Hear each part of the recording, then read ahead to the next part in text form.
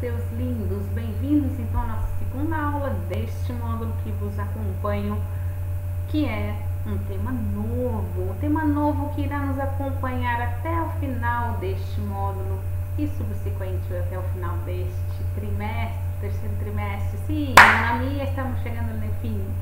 Mas qual é o tema, professora? O tema é estática. Sim, ele faz parte de todo aquele estudo da dinâmica cinemática, né, da mecânica, perdão, que é cinemática, dinâmica e agora estática. Você lembra que na aula passada foi nosso último tema do força e movimento?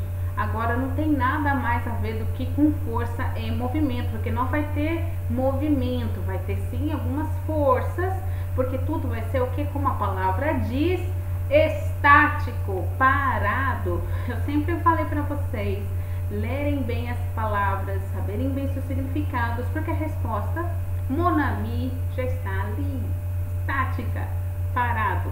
Mas para isso tenho que apresentar para vocês alguns conceitos que vão ser fundamentais e muito importantes para este tema.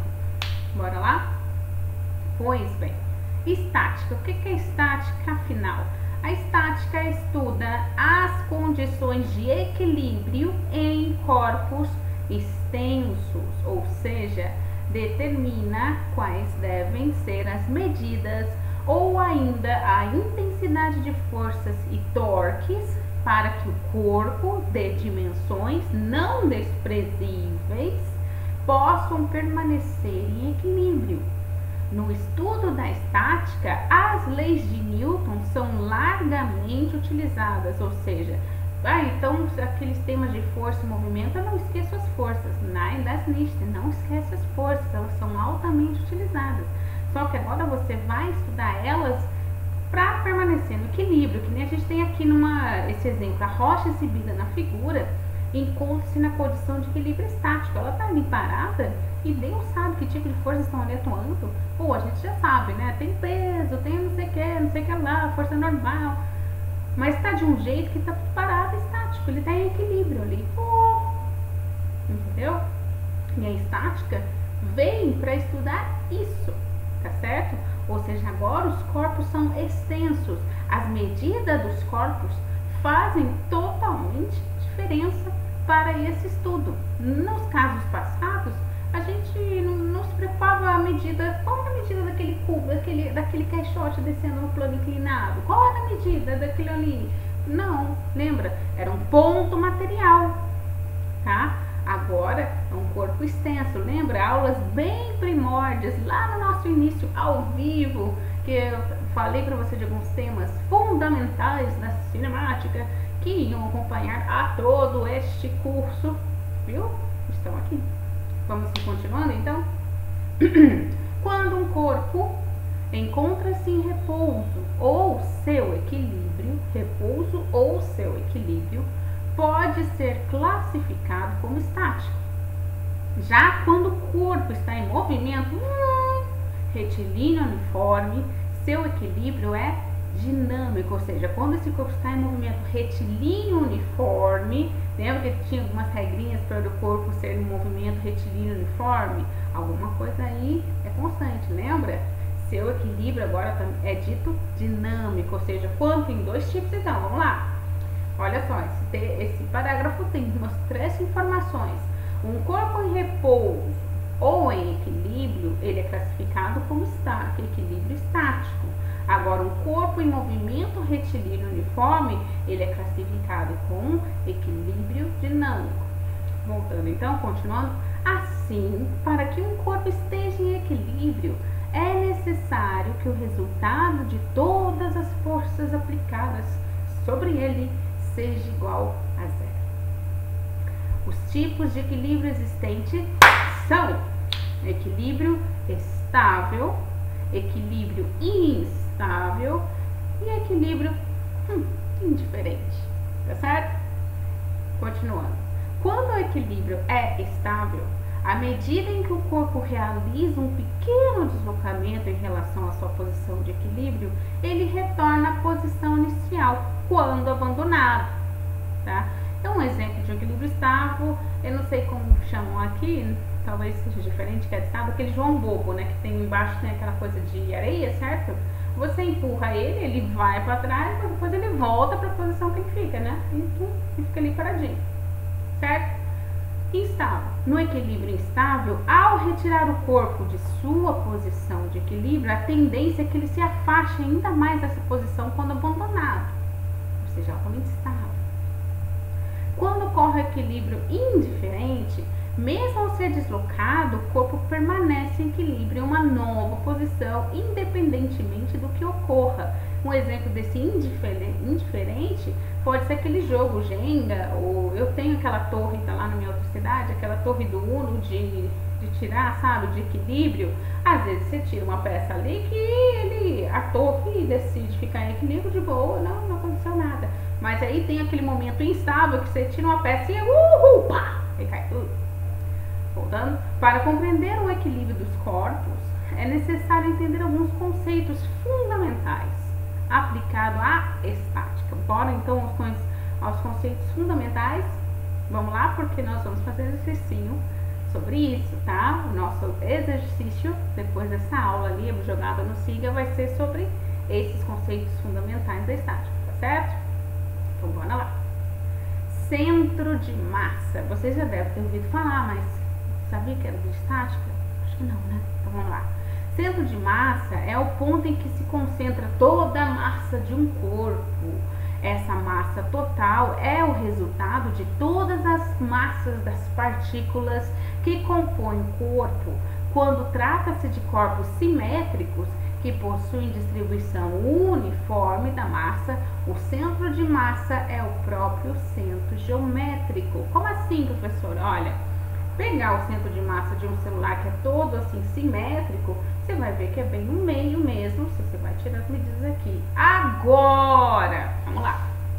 Pegar um centro de massa de um corpo como um carrinho, assim, todo estilizado, é bem complicadinho, entendeu? Ou se tivesse outras coisas aqui e tal, porque aí é mais difícil de você, o centro de massa não vai ser o centro geométrico necessariamente. Para eu achar o equilíbrio, não vai ser necessariamente o meio.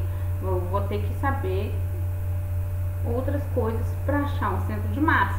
Não se preocupe que essa aula só são os conceitos, tá? A próxima aula tem exercícios diretamente a respeito disso. Continuando.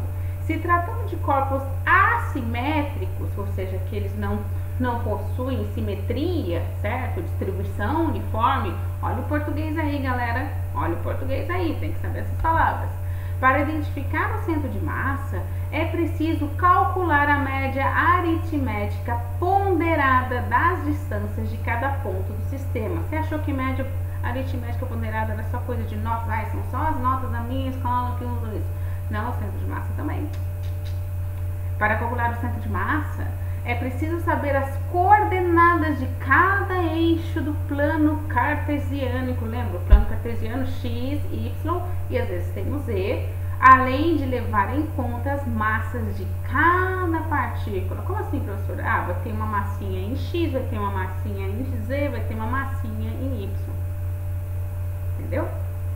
Calma aí, que depois nas próximas aulas vamos desenvolver esse assunto com exercícios e ficar mais fácil. Mas pegue aí os conceitos fundamentais, tá certo? Segundo conceito que a gente encontra em estática, momento de uma força. A força tem que ser um momento. O que é isso?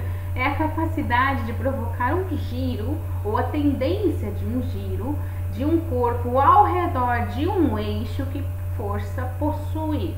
Trata-se de uma grandeza vetorial, que é proporcional à força e à distância de aplicação em relação ao ponto de rotação.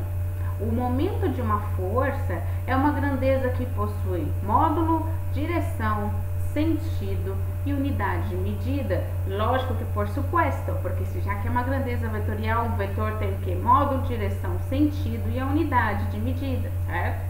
Seu sentido pode ser positivo quando girado em sentido horário ou negativo quando girado em sentido anti-horário.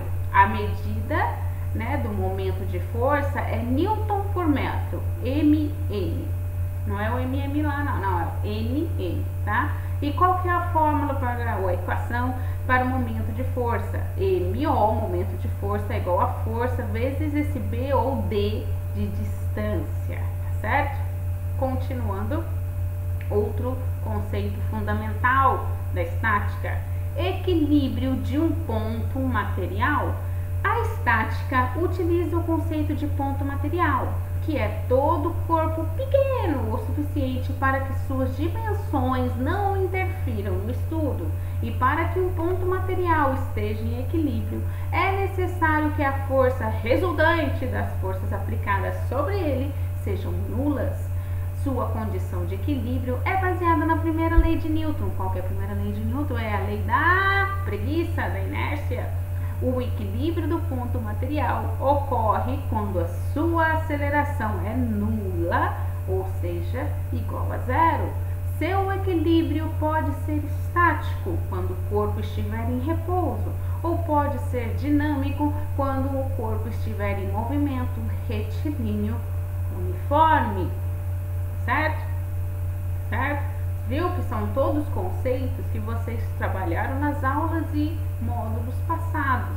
Viu como nosso grande Big Mega Cabeça, as peças cada vez mais estão se ajeitando bonitinho. Continuando, equilíbrio de um ponto material ainda, a estática utiliza cálculos para definir as forças atuantes sobre um ponto material em equilíbrio. Aqui a gente tem um exemplo de uma figura. Como que a gente calcula o equilíbrio de um ponto material?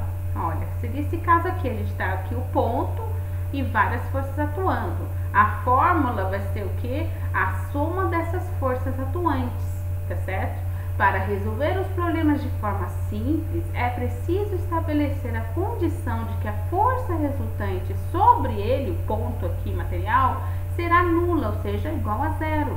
De modo que só há equilíbrio no ponto material se FR, força resultante, é igual a zero, na qual FR é força resultante, tá certo? Ou seja, as somas de todas as forças ali que atuam naquele ponto material para dizer que está em equilíbrio no ponto material é igual a zero, tá certo?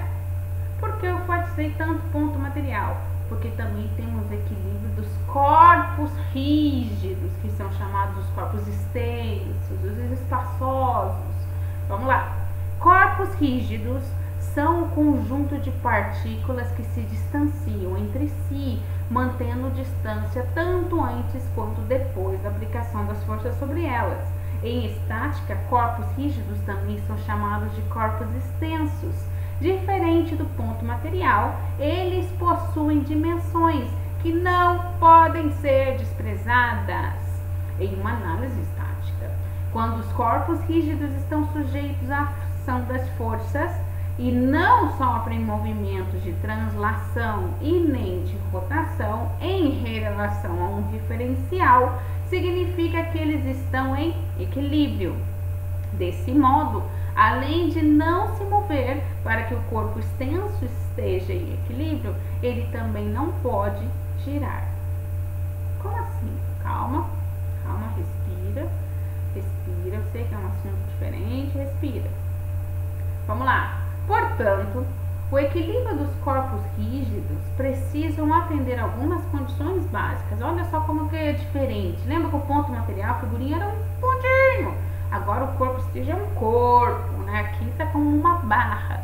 Olha só, a soma das forças aplicadas sobre o centro de massa do corpo deve ser nula no centro de massa, hein? O que fará com que o corpo não se movimente e adquira equilíbrio estático ou tenha movimento uniforme, mantendo-se assim em equilíbrio dinâmico.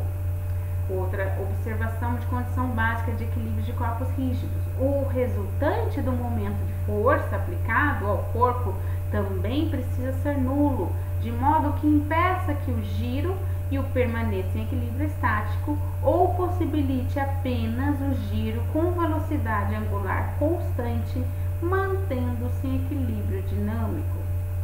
Parece muito complicado, eu sei, mas calma, que são apenas conceitos fundamentais.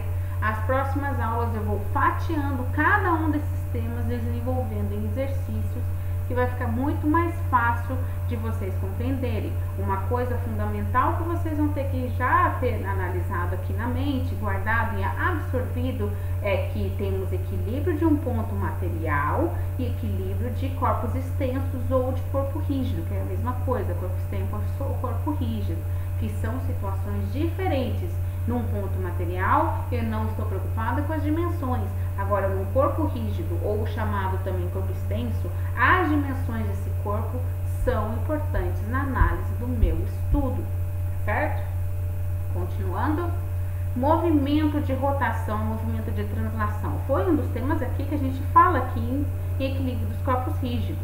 Não sofre movimento de translação nem de rotação, mas você sabe realmente o que é isso? Acho que você pode ter esquecido. O mais fácil para saber sobre isso é só você lembrar da relação de nós, da Terra, com o Sol, tá certo? Porque olha só como fica muito mais fácil de você compreender. Movimento de rotação é aquele que a Terra desenvolve em torno do seu próprio eixo. Ou seja, a gente tem aqui uma bola, ela está rodando, está em rotação em seu próprio eixo, tá certo? Tranquilo? Agora, movimento de translação é aquele que se desenvolve em volta de outro corpo. Vamos lá, eu pego a minha xícara e agora a minha bolinha está translandando em volta da minha xícara. É o exemplo da Terra que gira em torno do Sol. Ficou muito mais fácil. Movimento de rotação, o corpo está girando em torno dele mesmo, no próprio eixo. Seria você ali, está girando. Agora, a translação, você está girando em volta de outro corpo. Pode ser você em volta da mesa esperando a comida chegar, não é? Entenderam? Entenderam? Bom, galera, esses foram os conceitos fundamentais desse novo tema que a gente esbarrou, que a gente entrou agora, estática, tá? Nossa, eu tenho que esquecer os que eu aprendi passado, Naidas, Nista. Você está vendo que cada vez mais tudo, com os conceitos aqui, foram resgatando, assim, das suas memórias, né, das suas teias de aranha, conceitos que você foi aprendendo nas aulas passadas, tá? Agora eu vou fatiar o mamute em cada um dos temas. Próxima aula, a gente vai falar mais sobre o centro de massa e como calcular o centro de massa. E depois, o subsequente de cada conceito fundamental, vamos abordar assim, tá bom? Bom, eu espero que vocês tenham se divertido e aprendido. E até a próxima!